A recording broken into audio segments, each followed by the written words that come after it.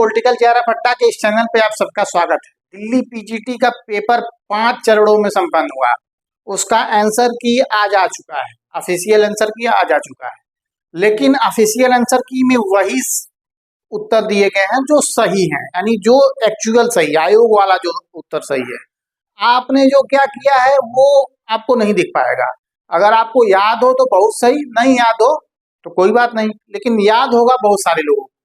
तो आप लोगों ने उतना उत्तर तो मिला लिया होगा लिंक पर क्लिक करके और देखकर। लेकिन हम लोग की जिम्मेदारी है कि ये देखें कि पांचों पेपर कैसा था। तो इसलिए हमने आज जो ये इस वीडियो में आप लोग डिस्कस करेंगे वो करेंगे 13 तारीख की सेकेंड शिफ्ट का पेपर। 13 तारीख की सेकेंड शिफ्ट का पेपर इस वीडियो में आप लोग को डिस्कस करेंगे। बताएंगे कि इस पेपर में कौन कितने प्रश्न एकदम इजी हैं जिसे किया जा सकता है, उसका एक स्कोर बनाएंगे। हर पाली हर शिफ्ट का हम लोग एक स्कोर अपना बनाएंगे कि इसका 200, इसका 220, 250, जितना भी हो सकता है। कितना आएगा कितना नहीं आएगा ये मुझे नहीं पता है, ठीक है। हर का स्कोर बनाएंगे, उसके बाद हर शिफ्ट का हम लोग तुलना करेंगे और नॉर्मलाइजेशन होगा कि कैसे होगा, किस कौन सा शिफ्ट अधिक सरल था, कौन सा शिफ्ट अधिक कठिन था, ये सब हम आप लोगों को बताएंगे। ये 13 जुलाई का पेपर है, शिफ्ट दूसरा है इसका, यानी 2 से 5 वाला है, ठीक है। ये पहले पॉलिटिकल साइंस सॉल्व करेंगे, क्योंकि उससे क्या है कि जो लोग बाद में पेपर देखें ये वीडियो हमारा, उनको डायरेक्ट पॉलिटिकल साइंस मिले। पहले पॉलिटिकल साइंस हम लोग सॉल्व करेंगे। पॉलिटिकल साइंस पे आ जाते हैं। आइए देखिए, पहला क्वेश्चन है विधायिका का मूल कार्य क्या है। तो विधायिका का मूल कार्य है कानून बनाना। ये सवाल है, इजी और कठिन हम लोग देखते हुए चलेंगे। माइकल वाल्जर के समिश्र समानता का सिद्धांत अर्थ क्या है। समाज में न्याय के कई क्षेत्र होते हैं जिनमें प्रत्येक विशिष्ट सिद्धांत के द्वारा शासित होता है। प्रभुत्व एक क्षेत्र की वस्तुओं को दूसरे क्षेत्र पर हावी होने से रोकता है, ठीक है। ये इजी सवाल है, पूछेंगे इजी कैसे है। तो देखिए अगला जो ऑप्शन देखेंगे, न्याय के लिए सार्वभौमिक आवश्यकता होती है जो समय ध्यान दिए बिना, ठीक, अब अन्य समय न्यूनतम किया जा सकता है, ठीक है। ये जो दोनों ऑप्शन है ये आसानी से कट जा रहा है, ठीक है, इसीलिए ये सवाल मैं कर रहा हूँ। तुलनात्मक राजनीतिक विश्लेषण मुख्य रूप से किस पर केंद्रित होता है। तो विभिन्न देशों की राजनीतिक व्यवस्थाओं की तुलना करके उससे पैटर्न, ठीक है, ये भी इजी सवाल है। कौन सा विद्वान है जो संविधान, सरकार और सामाजिक जीवन को व्यवस्थित आकार देता है। एंड्रू हेवुड परिभाषा दिया है राजनीतिक सिद्धांत की, ठीक है। ये थोड़ा सा लेवल का क्वेश्चन मैं मांग सकता हूँ, कठिन है। अमर्त्य सेन ने न्याय के विचार में नीति के विपरीत किस अवधारणा पर प्रकाश डाला है। तो न्याय पर डाला है, ये भी इजी सवाल है। तुलनात्मक राजनीतिक विश्लेषण के संबंध में हित अभिव्यक्ति का क्या अर्थ है। समूह और व्यक्तियों द्वारा राजनीतिक व्यवस्था के अपनी मांगों को व्यक्त करने के तरीके, ये भी इजी सवाल है। अध्यक्षीय प्रणाली में जो कार्यपालिका होती है वो विधायिका से पृथक होती है, ठीक है। राजनीति को कौन, who gets what when how, Lasswell, easy सवाल है। और अगला देखिए, माइकल वाल्जर जटिल समानता का बात बोल रहा है। समाज न्याय के कई क्षेत्रों से मिलकर बना जिसमें प्रत्येक विशिष्ट वितरक सिद्धांतों द्वारा शासित होता है जो एक क्षेत्र की वस्तुओं को अन्य प्रभाविता से रोकता है। संयुक्त राज्य अमेरिका में कानूनों के कार्यान्वयन हेतु संवैधानिक रूप से उत्तरदायी कौन होता है। तो राष्ट्रपति होता है, ये भी इजी सवाल है। मार्क्सवादी दृष्टिकोण के अनुसार राज्य का प्राथमिक कार्य शासक वर्ग के हितों की रक्षा करना, ये भी इजी सवाल है, क्योंकि देखिए अगला जो ऑप्शन देखेंगे वो कट जा रहा है। मेटा नैरेटिव्स के बारे में कौन विचार दिया है। तो ये गोटार्ड दिए हैं। राजनीतिक विज्ञान में व्यवहारवाद का मुख्य केंद्र बिंदु क्या है। राजनीतिक व्यवहार का अनुभव मूलक अध्ययन। निम्नलिखित विद्वानों में से कौन राजनीतिक सिद्धांत के पुनरुत्थान से संबंधित नहीं है। तो लियो स्ट्रास हैं, ओक्साट हैं, जॉन रॉल्स हैं, ठीक है, लासवेल नहीं। व्यवहारवादियों द्वारा परंपरागत राजनीतिक सिद्धांत की आलोचना क्या है। अवैज्ञानिक और परिकल्पनात्मक, ठीक है, ये सब देखेंगे, कट जा रहा है, ये भी इजी सवाल है। कौन सा दस्तावेज संविधानवाद के प्रारंभिक उदाहरणों में से एक है। मैग्ना कार्टा, 1215 में मैग्ना कार्टा आया था, ठीक है। किसी राजनीतिक व्यवस्था में नियम अधिनिर्णय कार्य की प्राथमिक भूमिका क्या है। तो ये भी इजी सवाल है। न्यायपालिका के माध्यम से विवादों को सुलझाना। नियम अधिनिर्णय कार्य के लिए न्यायिक स्वतंत्रता क्यों महत्वपूर्ण है। सुनिश्चित करता है कि न्यायपालिका राजनीतिक हस्तक्षेप के बिना कार्य कर सके। व्यवस्था सिद्धांत में फीडबैक क्या करती है। तो आउटपुट को प्रभावशीलता का आकलन करती है। 1960 और 70 के दशक के उत्तरार्ध में उत्तर व्यवहारवादी राजनीति प्राथमिक सरोकार सर्वोत्तम तरीके से है। राजनीतिक विज्ञान को समकालीन सामाजिक संकटों और नैतिक जिम्मेदारियों के लिए अधिक प्रासंगिक बनाना चाहिए, ऐसा कहना है। किसने कहा कि भारत निश्चयात्मक कार्रवाई और सकारात्मक भेदभाव के अपने कार्यक्रम शुरू करने में पश्चिमी देशों से कई वर्ष आगे है? अमर्त्य सेन का कहना है। ये सवाल हालांकि लोग कठिन हो सकता है। ये जो पिछला 20 वाला सेक्शन था, इसमें मैं 2 क्वेश्चन मानता हूँ कि कठिन है। ठीक है, इसका जो स्कोर बनेगा वो 18 बनता है। अभी स्कोर जो हम बना रहे हैं वो ऐसा नहीं है कि सब सही है। ठीक है, तो स्कोर केवल नॉर्मलाइजेशन में क्या होगा, कैसे होगा, इसके लिए हम बना रहे हैं स्कोर। निम्नलिखित में से कौन सा लोक प्रशासन को सर्वोत्तम रूप से प्रभावित करता है? सार्वजनिक नीतियों और कार्यक्रमों का प्रबंध संगठन। लोक प्रशासन में नारीवादी परिप्रेक्ष्य मुख्य रूप से क्या चाहता है? तो लैंगिक फैंगिक आ गया, तो मतलब ये नारीवादियों का सही हो जाएगा। निम्नलिखित में से कौन सा लोक प्रशासन की प्रकृति का सर्वोत्तम ढंग से वर्णन करता है? यह सार्वजनिक संगठनों, वही सवाल है। भारतीय राजनीति के प्रति रजनी कोठारी के संस्थागत दृष्टिकोण का तर्क है कि भारत में प्रभावी दलीय व्यवस्था निम्नलिखित में से किस कारण से कार्य करती है? तो बहुगुटी व्यवस्था के रूप में कार्य करती है। कांग्रेस का संतुलनकारी ये सवाल है। स्केलर चेन की बात यहाँ किया गया है। समादेश स्पष्ट रूप से। लोक प्रशासन में गैर पश्चिमी परिप्रेक्ष्य के योगदान को मुख्य रूप से स्वदेशी ज्ञान, ये भी सवाल है। निम्नलिखित में से पत्थल गाड़ी जो है कहाँ शुरू हुआ है? तो झारखंड से शुरू हुआ है। बहुत लोगों को नहीं पता होगा, तो गलत भी हो सकता है। 324 में देखिए चुनाव आयोग की बात की गई, चुनावी क्षेत्र का निर्देशन अधिरक्षण की बात की गई है। और लोक प्रशासन फिर वही सवाल बार बार रिपीट कर रहा है। वेबर के अनुसार अधिकारी तंत्र की वैधता कानूनी तर्क संगत प्राधिकरण होती है। भारतीय राजनीति के अध्ययन के लिए निम्नलिखित में से कौन सा उपागम महत्वपूर्ण है? संरचनात्मक करार महत्वपूर्ण है। ठीक है, और नारीवादी फिर प्रतीकात्मक हो जाएगा। भारत में स्वतंत्र निष्पक्ष चुनाव आयोग, अब बताइए इससे अधिक सरल क्या होगा? जवाहरलाल नेहरू पंचशील सिद्धांत। मैक्स वेबर के अनुसार नौकरशाही प्रबंधन की मुख्य विशेषता क्या है? औपचारिक नियम सोपानिक संरचना। ठीक है, एस ए राव के अनुसार सामाजिक आंदोलन पूछ रहा है, तो देखिए यह भी कैसे हो जाएगा सही? तो आंदोलन जो प्राय आध्यात्मिक सांस्कृतिक पहलुओं के साथ बीच आमूल परिवर्तन चाहता है। ठीक है, ये सही हो गया। अब देखिए गलत कैसे होगा? अब सीमित परिवर्तन चाहता है। ठीक है, ये सब सवाल आप लोग काट सकते हैं, मान के चलिए। भारत की विकास प्रक्रिया के संबंध में अधिकारों पर बहस किस मुद्दे पर केंद्रित होती है? व्यक्तिगत नागरिक स्वतंत्रता विकास के बीच संतुलन। नारीवादी आ गया, तो देखिए पितृसत्तात्मक वगैरह की बात ये सब करेंगे। 2024 में बहुत इंपॉर्टेंट सवाल करेंट अफेयर्स का सवाल है। इसको हालांकि सारे लोग पढ़ के गए होंगे, क्योंकि ये हर किताब में मिल जा रहा था करंट अफेयर्स से। मराठी, पाली, प्राकृत, असमिया, बंगाली, हिंदी होगा नहीं ऐसे भी। ठीक है, तो ये इसमें से मैं मान के चलता हूँ 3, यानी उधर 2 इधर 3। सार्क के बारे में भारत की चुनौती क्या है? सदस्य देशों के साथ द्विपक्षीय तनाव। अनुभव आधारित किस विचारक शास्त्रीय अधिकार की अपेक्षा अनुभव आधारित ज्ञान पर अधिक बल दिया? तो अम्बेडकर जी ने बल दिया। भारत के सामाजिक बुनियादी ढांचे का हिस्सा नहीं है, तो सैन्य रक्षा प्रणाली नहीं है। आध्यात्मिक राष्ट्रवाद विवेकानंद संबंधित है। संश्रय शब्द दूसरे की सुरक्षा की कामना करना। अंतर्राष्ट्रीय सीमा सबसे ज्यादा बांग्लादेश के साथ।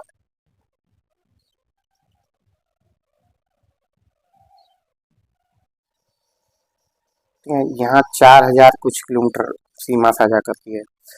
और 1990 के दौरान तो उदारीकरण आया है। भारतीय संघ और ये जो है 7वीं अनुसूची में इसका विभाजन किया गया है। गुटनिरपेक्ष आंदोलन की सबसे अधिक प्रभावित किया तो शीत युद्ध। ठीक है, बाकी ये सब छोटा छोटा घटना है। बर्लिन की दीवार का पतन शीत युद्ध की अपेक्षा। गांधी जी ने इस आलोचना का क्या उत्तर दिया? ने महासागरीय वृत्त के संबंध में उनका संदृश्य कल्पना लोकी है। तो यूक्लिड के ज्यामितीय बिंदु को ऐसे आदर्श के रूप में उद्धृत करके जो इसका है। निम्नलिखित में से कौन सा भारतीय राजनीतिक चिंतन में नारीवादी विद्वानों द्वारा प्रस्तुत ज्ञान मीमांसी चुनौती को सर्वोत्तम रूप से प्रतिबिंबित करता है? ज्ञानार्जन लिंग पर आधारित है और इसका विश्लेषण महिलाओं के जीवनानुभवों के माध्यम से किया जाना चाहिए। बहुजन दलित आलोचना मुख्य रूप से किसको चुनौती देता है? तो मूल हिंदू राजनीतिक दर्शन की जातिगत आधार को चुनौती देता है। देखिए, बिम्स्टेक की स्थापना 1997 में 4 देश की द्वारा किया गया था बैंकॉक में इसके रूप में, और नेपाल भूटान 2004 में जुड़े हैं। नेहरू के भारतीय राज्यों के दृष्टिकोण में क्या भूमिका है? ये तो ये भी एक ही सवाल है। दलित बहुजन आलोचना, ठीक है, यूरोसेंट्रिक विचारों को चुनौती देता है। पंचशील के संदर्भ में 1954 में समझौते में किया गया, ठीक है, सही बात है। भारतीय संविधान का अनुच्छेद 52, तो अनुच्छेद 52 ये सब नहीं करता है। किसे भारत की सुरक्षा के लिए पारंपरिक खतरा? तो आतंकवाद को माना जाता है। अगला सवाल देखिए, महात्मा गांधी के राजनीतिक चिंतन को सबसे अधिक प्रभावित किया? अद्वैत वेदांत ने सबसे अधिक प्रभावित किया है। प्रथम क्वाड लीडर शिखर सम्मेलन की मेजबानी अमेरिका करता है। और भारत में राष्ट्रवादी आंदोलन द्वारा सामूहिक पहचान बनाने के लिए कौन सा प्रतीकात्मक प्रयुक्त किया जाता है? राष्ट्रीय प्रतीक जैसे ध्वज, ये सब। इसमें से मैं मान के चलिए 3 क्वेश्चन। भारत में संघीय व्यवस्था का सर्वोत्तम वर्णन किस प्रकार? एक केंद्रीय अर्ध संघ है, केंद्रीय सत्ता के साथ अर्ध संघीय व्यवस्था, ठीक है। कौन सा यथार्थवादी संस्करण यह तर्क देता है कि राज्यों का लक्ष्य क्षेत्रीय वैश्विक आधिपत्य है? आक्रामक यथार्थवाद करता है। उदारवादी न उदारवादी संस्थावादी द्वारा यथार्थवादी प्रतिमान के विरुद्ध प्रस्तुत की गई। यथार्थवाद अराजकता के तहत सहयोग को बढ़ावा देने के लिए अंतर्राष्ट्रीय संस्थाओं की क्षमता का उपयोग करता है। भारत में राष्ट्रीय आपातकाल के दौरान कार्यपालिका की महत्वपूर्ण शक्ति क्या है? तो अनुच्छेद 356 के तहत राष्ट्रपति शासन लागू करना, ठीक है। ये देखिए, सामाजिक संरचनाओं तो रचनावाद बल देता है। ग्रेट इल्यूजन में किसको चुनौती दी है? तो ये विश्वास की युद्ध विजयी राष्ट्र को आर्थिक लाभ पहुंचाता है। नव यथार्थवाद शास्त्रीय यथार्थवाद की पृथक करता है। मानव स्वभाव के बजाय अंतर्राष्ट्रीय व्यवस्था पर ध्यान देना। अब देखिए, संघ की कार्यपालिका शक्ति 53 से संबंधित है, राष्ट्रपति की। और रचनावाद यथार्थवाद से मूलतः किस प्रकार अलग है? यह भौतिक शक्ति की अपेक्षा अंतर्राष्ट्रीय प्रतिमान को पहचानों और हितों के सामाजिक निर्माण पर बल देता है। भारत में संघ की अनन्य कार्यपालिका पदाधिकारी जो है कहाँ तक है? तो संघ सूची के सभी मामलों तक विस्तारित है। भारत में चुनावी प्रक्रिया मुख्यतः क्या शामिल है? विधायी निकायों के प्रतिनिधियों को चुनने के लिए चुनाव आयोजित करना। देखिए, राज्य के पारंपरिक चुनौती देता है, तो मार्क्सवाद जो है चुनौती देता है। क्या परिभाषित है? राजनीतिक संस्कृति को सर्वोत्तम रूप से क्या परिभाषित करता है? राजनीतिक व्यवहार को आकार देने वाली मूल्य विश्वास संस्कृति। कौन सा विकल्प अंतर्राष्ट्रीय संबंधों के क्षेत्र में दूसरे सबसे बड़े तर्क के रूप में करता है? तो परंपरावाद बनाम व्यवहार। देखिए, ये सब क्या है ना कि अरस्तु के अनुसार उनके राजनीतिक दर्शन में राज्य का प्राथमिक उद्देश्य क्या है? सामान्य हित की प्राप्ति करना और सद्गुणों को सक्षम बनाना, ठीक है, अरस्तु के अनुसार है। यथार्थवाद अराजक को राजक करता है। और भारतीय संविधान की लोकतांत्रिक प्रकृति दर्शाता है सार्वभौमिक वैश्विक मताधिकार। ये सब आप लोग काट सकते हैं। अरस्तु कितने प्रकार की सरकार की पहचान करता है? तो 6 प्रकार की। ग्रेमियन, आमंड और वर्बा ने जो है कौन सी राजनीतिक संस्कृति नहीं बताई है? तो सत्तावादी राजनीतिक संस्कृति नहीं बताई है, नागरिक बताइए, संकीर्ण बताइए और विषय बताइए। भारत में अवशिष्ट शक्तियां किसके पास है? संसद के पास है। इसमें भी मान के चलिए 3.5। मैक्स वेबर, विभिन्न विद्वानों ने विभिन्न देशों में किस विद्वान ने विभिन्न देशों में संदर्भ में लोक प्रशासन के अध्ययन के लिए तुलनात्मक पर बल दिया? तो रिक्स ने बल दिया है। PIL जवाबदेही और न्याय तक पहुंच होता है। और जो ये रिपोर्ट है पंचायत विकास सूचकांक 2023 का विषय वस्तु नहीं, तो लोकतांत्रिक विकेंद्रीकरण वाला गांव। इसको मैं मानता हूं कि बहुत से लोग कर पाएंगे, बहुत से लोग नहीं भी कर पाएंगे। इस समिति ने भारत में ग्रामीण विकास के लिए ब्लॉक स्तरीय योजना की अनुशंसा की। दांतेवाला समिति ने किया है। गोलम्बस्की के अनुसार लोक प्रशासन ऐतिहासिक विकास को कितने चरणों में उल्लेख किया? 3 चरणों में उल्लेख किया है। निम्नलिखित में से कौन सा नीति आयोग का प्रमुख भारत का प्रधानमंत्री होता है? संसदीय प्रणाली में कार्यपालिका विधायिका से ली जाती है, उसके प्रति जवाबदेह होती है। भाग 9-11 में जो है संघ और राज्यों के बीच शक्तियों के वितरण से संबंधित है। ये भाग 7 होना चाहिए, लेकिन भाग 11 में चूंकि पंचायती राज दिया है तो वहाँ संबंधित हो गया होगा कुछ। निम्नलिखित में से किस भारतीय राज्य में द्विसदनीय विधायिका नहीं है? तो राजस्थान में नहीं है। लोकतांत्रिक विकेंद्रीकरण की सिफारिश बलवंत राय मेहता। नए लोक प्रशासन के लक्ष्यों में क्या शामिल नहीं? प्रगति नहीं है। मूल्य परिवर्तन, प्रासंगिकता, ये सब है। निम्नलिखित में से कौन सा भारतीय दलीय पद्धति का सर्वोत्तम वर्णन करता है? क्षेत्रीय विविधताओं वाली दलीय बहुदलीय पद्धति। 2008 में आयोजित मीनो ग्रुप की अध्यक्षता किसने की? रोज मैरी ओलेरी। फ्रेडरिक्स के अनुसार पिग्मी समाज की विशेषताओं का सही वर्णन निम्नलिखित में से कौन प्रस्तुत करता है? बहुकार्यात्मक, ये ठीक है। तुलनात्मक लोक प्रशासन का अग्रदूत कौन है? फ्रेडरिक्स है। Towards new public administration Frank Marini की रचना है। कौन सा भारतीय संबंध में विधि के शासन का सर्वोत्तम वर्णन करता है? तो विधि के समक्ष समानता। ये देखिए इतना लंबा चौड़ा जो वाक्य लोकतांत्रिक विकेंद्रीकरण के बारे में, SC ST के लिए अधिक समावेशी बना दिया, उन्हें सशक्त बनाने के लिए बहुत कम कार्य किया है। ठीक है, ये नीरजा गोपाल जयाल का कहना है। ये हालांकि बहुत से लोग नहीं जवाब इसका दे पाएंगे, गलत कर देंगे। National institute for smart government NISG की स्थापना कब हुआ? तो 2002 में हुआ है। नवीन लोक प्रशासन मुख्यतः निम्नलिखित में से किसके प्रत्युत्तर में आया? तो 1960 के बाद नवीन लोक प्रशासन आया है। इसमें से भी मान के चलिए 3 या 4 हम ले लेता हूँ उसको। 91 में संविधान संशोधन ने किस मुद्दे को संबोधित किया? तो मंत्रिपरिषद के आकार को सीमित करता है। TH मार्शल ने नागरिक, राजनीतिक, सामाजिक। ये देखिए बहुत से लोग गलत कर सकते हैं लेकिन गलत नहीं करेंगे। क्यों नहीं गलत करेंगे इसका कारण मैं अभी आप लोगों को 1 मिनट में बताऊंगा। शासन के संबंध में नैतिक निर्णय लेने से जनता का विश्वास और संस्थागत धर्मजता मजबूत होती है। देखिए मानवाधिकार संरक्षण अधिनियम 1993 में मानवाधिकार का कार्य नहीं है मानवाधिकारों के उल्लंघन के दोषी पाए जाने वाले सेवकों पर दंड लगाना। परफॉर्मिंग द बॉर्डर का क्या अर्थ है? रोजमर्रा की कार्यपद्धति जो सीमा विचार को सुदृढ़ करती है।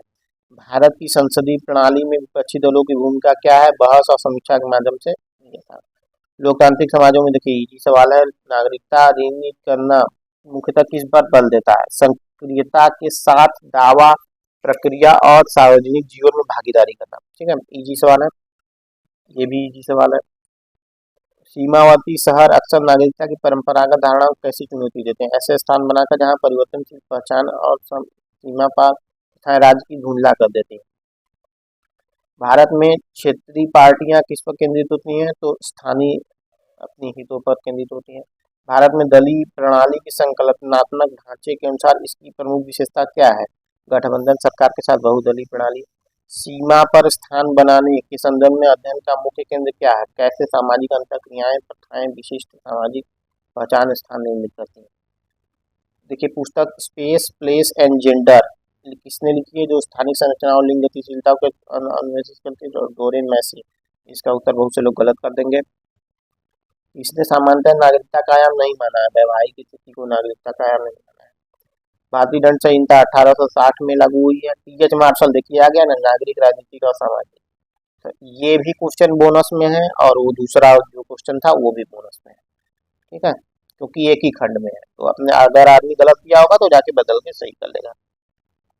वह नैतिक सिद्धांत कौन सा है जो अधिकतम संख्या के कल्याण को अधिकतम करने के उद्देश्य से नेतृत्व का अधिक मेल खाता है? तो उपयोगितावाद। ठीक है, अधिकतम का हेवुड के अनुसार कौन सा नागरिकता का अवयव नहीं है? तो राजनीतिक बनाने के लिए स्थायी निवास। और गोपनीयता के बीच तनाव को सर्वोत्तम करता है व्यक्तिगत। इसमें से मान के चलिए 3 क्वेश्चन मैं लेता हूँ। भारत में अधिपत्यशाली दल व्यवस्था की अवधारणा भारतीय राष्ट्रीय कांग्रेस से निकटता से संबंधित है। पेरिस का उद्देश्य क्या है? वर्तमान जो है इसको कम करना। 1948 में संयुक्त राष्ट्र में UDHR का एक मूल घटक है सभी के लिए शिक्षा तक पहुंच का अधिकार। UDHR निम्न शिक्षा का क्या गारंटी देता है? अनुच्छेद 26। इसको बहुत से लोग गलत कर देंगे। WID विकास में महिलाएं और विकास के बीच का अंतर क्या है? तो जो WID विकास में महिलाएं हैं इसका मतलब महिलाओं को मौजूदा परियोजनाओं में एकीकृत करता है, जबकि विकास और महिलाएं प्रक्रिया संरचना में ये करता है। अंतर्राष्ट्रीय राजनीतिक व्यवस्था का क्षेत्र मुख्य रूप से अध्ययन करता है वैश्विक स्तर पर राजनीति और अर्थशास्त्र की अनुसंधान। एंड्रू हेवुड के अनुसार पर्यावरणीय शासन में महत्वपूर्ण कारक क्या है? अंतर्राष्ट्रीय संस्था समन्वय। अंतर्राष्ट्रीय राजनीतिक अर्थव्यवस्था में राज्य को मुख्यतः आर्थिक नीतियों, विनियोग संस्थाओं को जन्म देने के एक मुख्य अभिकर्ता के रूप में देखा जाता है। निम्नलिखित में से कौन सा आंदोलन हेगू के वैश्विक नागरिक समाज के दबाव समूह के रूप में कार्य करने के विचार को करता है? सर्वोत्तम उदाहरण ऋण माफी के लिए वैश्विक अभियान। अंतर्राष्ट्रीय राजनीतिक अर्थव्यवस्था में नागरिक समाज क्या सुनिश्चित करता है? यह पक्ष समर्थन सक्रियता के माध्यम से राज्य की नीतियों को प्रभावित करता है। भारत में धर्म और जाति का अंतर संबंध जेंडर किस पर प्रभाव डालता है? यह अतिव्यापी सामाजिक पदानुक्रम के माध्यम से महिलाओं के अनुभव को आकार देता है। वेस्टफीलिया की शांति ने यूरोप में किस प्रमुख संघर्ष को समाप्त किया? तो 30 वर्षीय युद्ध को समाप्त किया है। वैश्वीकरण से उत्पन्न राजनीतिक अंतर्राष्ट्रीय राजनीतिक अर्थव्यवस्था में निम्नलिखित में से कौन सी प्रमुख चुनौती है? देशों के भीतर वैश्विक असमानता। ओपी गावा के अनुसार देखिए मार्क्सवादी नारीवाद का प्राथमिक फोकस क्या है? वर्ग संघर्ष के माध्यम से उत्पीड़न को समझना। ठीक है, ये सब तीनों ऑप्शन आसानी से आप लोग काट सकते हैं। अंतर्राष्ट्रीय प्रणाली में प्राथमिकता क्या है? संप्रभु राष्ट्र है। एंड्रू हेविट के अनुसार निम्नलिखित में से कौन सा उदार और लोकतंत्र की प्रमुख विशेषता है? सार्वजनिक मताधिकार। ठीक है, बाकी सब आप लोग काट सकते हैं। पहली बार जनता पार्टी 1977 में बनी है। समन्वित के माध्यम से पर्यावरण का संरक्षण करना। ठीक है, पर्यावरण दलीय प्रणाली तो इंटरेक्शन और प्रतिस्पर्धा। इजी सवाल है, 5.2%। ये मान के चलिए बहुत से लोग गलत कर देंगे। इसमें भी 3 क्वेश्चन आप लोग का। सार्वभौमिक अधिकारों की चर्चा में अक्सर किस दस्तावेज का उदाहरण दिया जाता है? मानव अधिकारों के सार्वभौमिक घोषणा का दिया जाता है। और इमैनुअल कांट की perpetual peace democratic peace theory है। यूएनडीपी क्षमताओं वैश्विक संस्थाओं के क्षमताओं में बल देने के लिए है। क्योटो प्रोटोकॉल की मुख्य आलोचना क्या है? तो इसने विकासशील देशों को प्रतिबद्धताओं से बाहर कर दिया। कौन सा विचार विमर्शी लोकतंत्र? हैबरमास। समाजवादी जो है धन और संसाधनों के पुनर्वितरण परिणाम की समानता पर केंद्रित होता है। ग्लोबल साउथ की वैश्विक असमानता का फोकस क्या है? राष्ट्रों के बीच आर्थिक विषमताएं। कौन सा सकारात्मक अधिकार है? सामाजिक सुरक्षा का अधिकार। निम्नलिखित में कौन सी घटना संयुक्त राज्य अमेरिका में लोकतांत्रिक भागीदारी की दिशा महत्वपूर्ण है? 1870 में 15वें। इसको मान लीजिए बहुत से लोग गलत कर देंगे।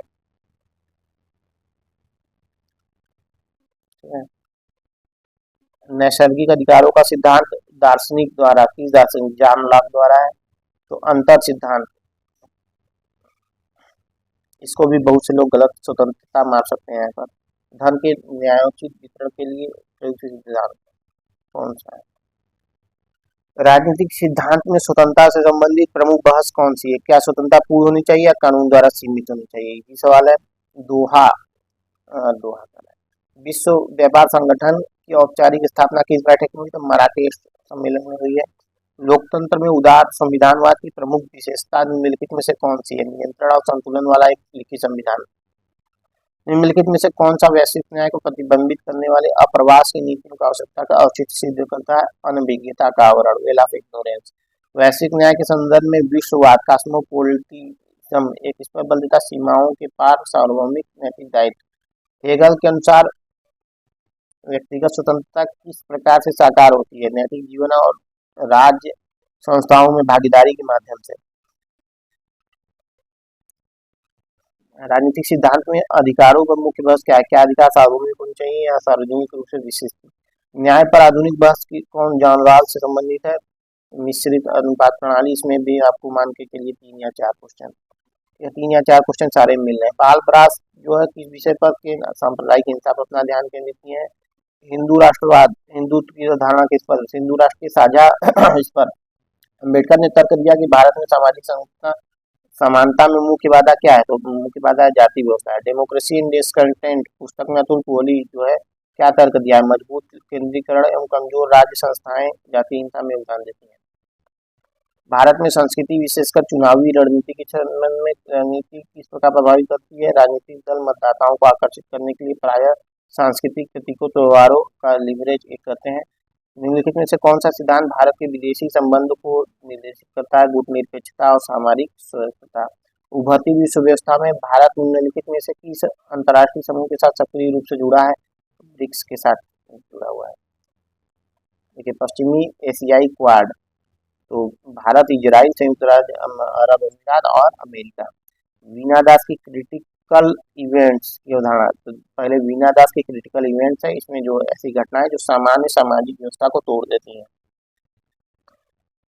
राजनीतिक विश्लेषक पश्चिमी सार्वभौमवाद की आलोचना करते हैं और स्थानीय ज्ञान मीमांसा की आवश्यकता पर बल देते हैं। आशीष नंदी, ठीक है, इसको भी बहुत से लोग गलत कर सकते हैं। आईपीसी के 375 का वर्णन करता है, बलात्कार की कृत्य को प्रभावित करता है, ठीक है। भारतीय न्याय व्यवस्था के अनुसार वैज्ञानिक ज्ञान की वैधता साबित करने के लिए क्या आवश्यक है? तो प्रत्यक्ष और अनुमान।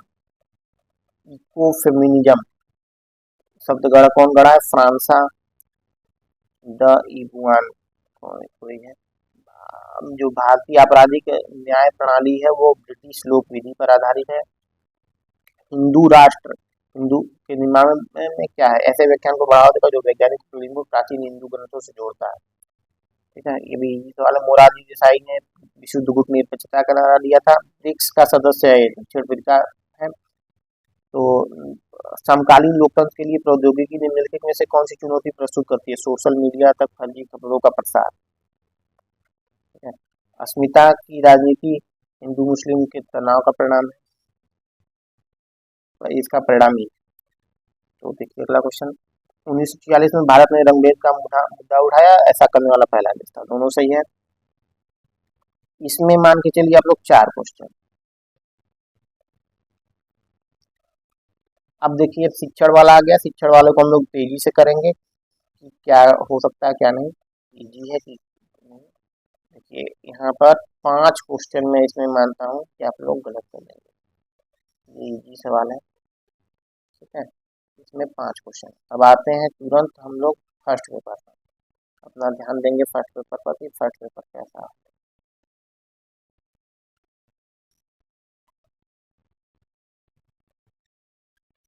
आइए देखिए, ये भी इजी सवाल है। जो रीजनिंग है उसको हम लोग तेजी से देखेंगे। इसको मान के चलिए गलत कर देंगे लोग।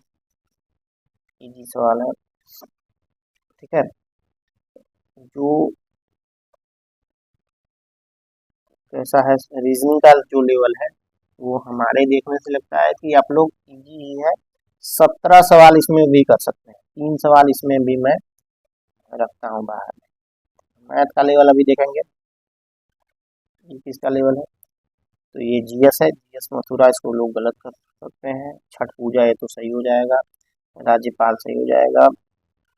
पॉली, इसको भी लोग गलत कर सकते हैं। ये क्या है? ईआर अंतर्देशीय प्रोटीन, इसको भी लोग गलत कर सकते हैं। बेरोजगारी दर कुल श्रमिक शक्ति विभाजित करती है, ठीक है, इसको भी सही हो सकता है। कौन सा कथन सत्य नहीं है? ये सही हो जाएगा लोगों का। मनु भाकर सही हो जाएगा। मौखरी लोग गलत कर देंगे। क्रेडिट कार्ड गलत कर देंगे। चिनाब नदी, ठीक है, ये सही कर देंगे। विश्व पर्यावरण दिवस का थीम क्या है पूछ रहा है, इसको भी लोग गलत कर सकते हैं। इसको भी लोग इसको सही कर सकते हैं। उपराष्ट्रपति की त्याग पत्र संबोधित करना, इसको ये तो सही होगा। प्रादीपी पठार सही होगा। पूर्णो राष्ट्रीय उद्यान चीता के लिए, ये भी लोग सही कर सकते हैं, कुछ लोग गलत कर सकते हैं। राजा परबा बासु माता, ये देखिए क्या है, कुल मिलाकर जो है इसमें मैं मान के चलता हूँ 9 क्वेश्चन मैक्सिमम लोग गलत करेंगे, ठीक है।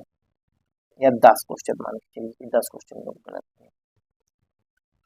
जो अगला मैथ का लेवल हम लोग देखते हैं, तो मैथ का लेवल इजी है, ये भी इजी है, लेकिन गलत भी कर सकते हैं लोग। अगर जो नहीं पढ़ा रहेगा वो गलत कर सकता है। अगला क्वेश्चन पर ये सब देखिए जो मैथ का लेवल है इसमें इसको लोग गलत कर सकते हैं जो पढ़ा नहीं होगा। ये इजी सवाल है।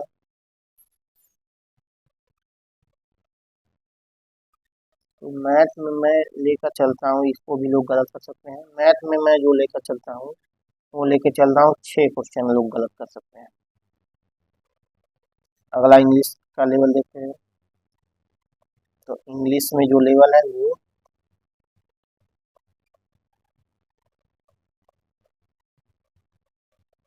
वो भी ठीक ही ठाक है।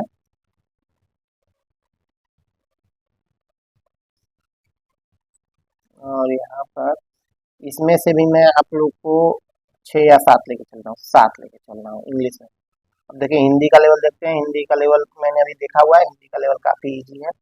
इसमें मैं फिर भी 4 क्वेश्चन लेके चलते हैं। अब देखिए क्या है कि 15 खंड है पूरे, ठीक है। 15 खंडों में से 4 क्वेश्चन तो आपके सबके गलत होंगे। 15 तो कितना हो गया, 15 चौका 60, ठीक है। 60 क्वेश्चन पहले गलत। अब जीएस में यहाँ पर मैंने 10 किया हुआ है, तो जीएस को कर लेते हैं। जीएस और मैथ में 2 और कम किया हुआ है ठीक है। तो इन सबको जब लेते हैं तो इसका इस पेपर का लेवल जो है 13 जुलाई के सेकेंड शिफ्ट के पेपर का जो मैं जो नंबर देता हूँ वो 230 नंबर देता हूँ। 230 नंबर ऐसा नहीं कि इतना कट ऑफ जाएगी, ये है इसका लेवल। मतलब इतने क्वेश्चन अगर सही करने चाहे आदमी तो कर सकता है बिना ह्यूमन एरर के, ठीक है।